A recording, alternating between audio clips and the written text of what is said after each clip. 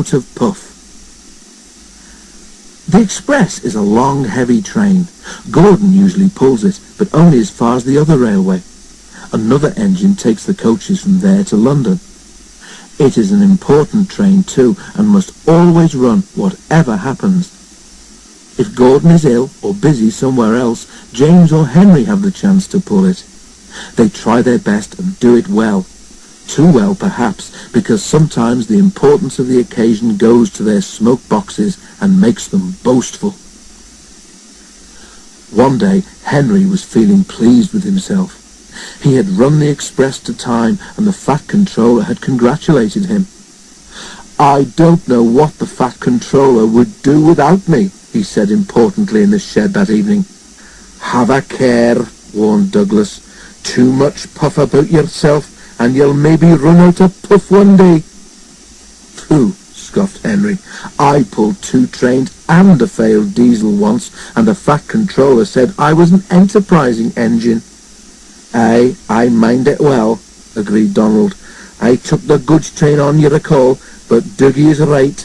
Puff goes before a fail." The Scottish twins were wasting their own puff, of course, because Henry took no notice whatsoever. A little later, the railway had to begin using a new sort of coal. It was dusty and burned with clouds of thick black smoke. The Fat Controller was cross, and the engines didn't like it either. "Filthy rubbish," they grumbled. The new coal made more ash too. Before long, all the engines began to have pains in their smoke boxes. Hot ash collected there and gave them the most awful indigestion. One evening, Henry felt dreadful when he got back to the shed. His fireman had to clean an enormous pile of ash from his smoke box before he felt better. But the next day, Henry could not make steam properly. He struggled to Edward Station, but could go no further. Douglas was there. "I can't breathe," Henry wheezed. "Out a puff, are you?" asked Douglas. "Did I say we didn't warn you?" Henry couldn't answer.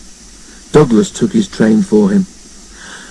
The fireman cleared away more ashes, but when he tried to close Henry's smoke-box door, it did not make the airtight fit that it should have done.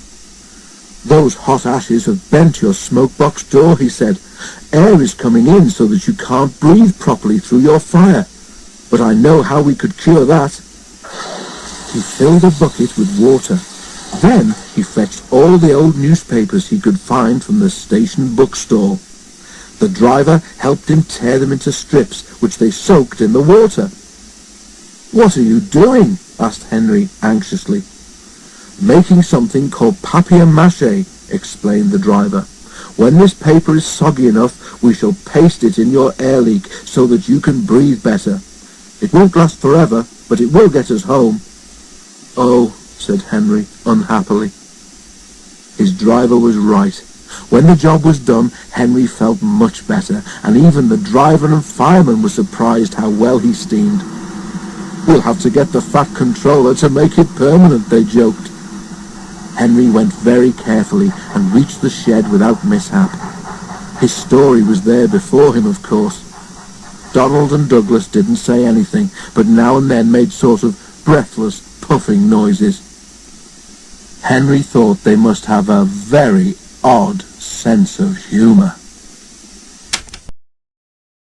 Overhaul. "What you need, Henry," the Fat Controller told him, "is an overhaul." "Yes, sir," agreed Henry. "Does that mean I've got to go away to Crewe again, sir?" The Fat Controller laughed. "Not this time," he said. "You won't believe this, Henry, but nowadays the people at Crewe couldn't do the work you need." Henry stared, and the Fat Controller laughed again. "Don't worry," he said. "We can do everything at my works. All I have to do is get you there." "If James takes the express tomorrow," went on the Fat Controller, "we can couple you in front. Do what you can to help, and you can go to the works in style." Henry told James that night. "Help me?" James snorted. "I don't need help. I can pull the express by myself, thank you. Overhaul indeed. 2 engines on 1 train is an overhaul, if you ask me." But the Fat Controller had already made the arrangements, so there was nothing James could do about it. Next morning, James backed onto the coaches in the big station. Henry followed and was coupled in front. James was not in the best of tempers, but when the Fat Controller came to see them off, James tried not to show how cross he was. "Good luck, Henry," said the Fat Controller. "The people at the works know what to do, so you won't be there too long. James and Bear will take turns with the express when Gordon is busy." The express only stops once before it reaches the other railway, and that is at the works station. Because of his leaky smoke box, Henry could not help very much, but he saved his hardest effort for Gordon's Hill. The two engines raced up it faster than they'd ever done. When they reached the top, James was feeling better. "That was fun," he said. "We might even be early at the workstation. We shall need extra time to uncouple you anyway." James spoke too soon. They had just crossed the viaduct when Henry felt something wrong with one of his wheels. "Something's wobbling," he told his driver. Just then they both heard a cracking noise. "Ouch!" exclaimed Henry. "Whatever it is, I think it's broken." They were passing a station. Something hit the platform and a brick flew past Henry's cab. It bounced off James's boiler and disappeared. "Ow!" exclaimed James. "Henry might need mending, but he needn't throw his broken bits at me." Just then, James and his driver heard Henry whistling to warn them that he wanted to stop. More bits and pieces flashed by, some hitting the carriages. Using the brakes skillfully, the drivers stopped the train. Then, while the guard made sure that the train was protected behind, James's driver went to see if any passengers had been hurt by the flying debris. No one had, but one of the carriage windows was broken. Henry's crew inspected his wheel. The trouble was not hard to find. "Your wheel has a steel rim called a tyre," Henry's fireman told him. "It has broken and come off. It's a miracle it didn't do more damage." James pushed Henry into a siding and went back to the train. "An overhaul, is it?" grinned James as he passed. "It sounds as if you need retiring, you poor old thing." He guffawed loudly at his own wit and puffed away. Henry smiled to himself. "I don't know about retiring," he chuckled. "I certainly feel tired." Sliding scales. Because Henry was at the works, the other engines had to help with the flying kipper too. This is a special train of vans filled with boxes of fish, which goes to markets in London and other places on the mainland. James did not like the flying kipper. "All those smelly vans," he complained one morning. "You can't get the smell off your tender for weeks." "I'm very fond of a good kipper," remarked his driver. "You're welcome to it," retorted James. "A right old misery today, aren't you?" said his fireman. "You got out of the shed by the wrong door this morning, and no mistake. Now get a move on, or the Fat Controller will give you something to moan about." Groaning horribly on the curves, James went slowly down to the harbour. The vans for the train were already in the shed, while men in aprons worked busily, loading them with boxes of fish. "Pooh!" said James, wrinkling his nose. James was coupled to the vans. He had not been waiting long when a forklift truck laden with fish boxes rounded the corner and came towards him. Another, hurrying away for a new load, came too fast in the opposite direction. The loaded one swerved to avoid the other one, and its heavy load shifted. 6 full boxes slipped from the top of the pile and burst open on the rails in front of James. James closed his eyes in horror. "Ugh!" he shuddered. Broken fish and boxes lay everywhere. For once James was right. The smell was not nice. Luckily, there was plenty of time for the men to clear up the mess before James had to leave. "A good job the boxes didn't fall on you, James," said his driver, winking at the fireman. James shuddered again. The idea was too awful to think about. At last, all was ready, and the guard showed his green lamp. "Thank goodness," said James to himself. There was a speed limit in the harbour area, so James could not start quickly. The train seemed heavier than usual tonight too, so that when he reached the spot where the fish boxes had burst, he was moving at no more than walking pace. The rails seemed clean, but oil and scales from the spilt fish were still there, coating them with a slippery film. As soon as James reached the place, his driving wheels, with nothing to grip, began to spin helplessly. James did his best, but the heavy vans dragged him to a standstill. He found he could move neither forward nor back. "Fish!" exclaimed James in disgust. Men brought hoses and washed the rails. James grew very wet and uncomfortable.